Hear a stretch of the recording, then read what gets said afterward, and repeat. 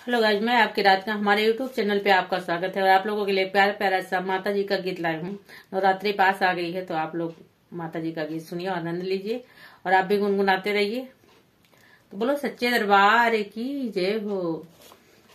माई महारानी की मोहनी मूर्तिया कलेजा छुएला हो, कलेजा छुएला। जैसे अढ़वल के फूलवा से रस चुएला हो कि रस चुएला। सिरवा मुकुट टीका सोहेला ललाट हो, नाक में नथनिया आंखें कजरा सोहात हो, कजरा सोहात हो।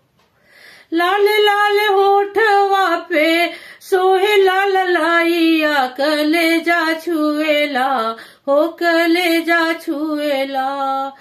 जैसे अढ़वल के फूलवा से रस चुएला हो कि रस चुएला।